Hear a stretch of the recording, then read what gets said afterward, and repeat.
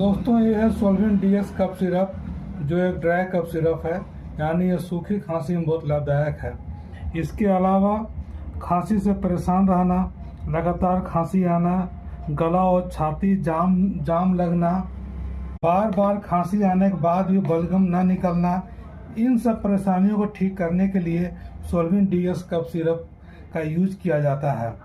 इसके अलावा नाक बहना, छींक आना, गले में खराश होना, गले में सुरसुरी होकर खांसी आना, ये इस परेशानियों को भी दूर करने के लिए सोलविन डीएस कफ सिरप का यूज किया जाता है। डोज 10 ml करके 3 बार दिन में लिया जाता है बिना पानी के।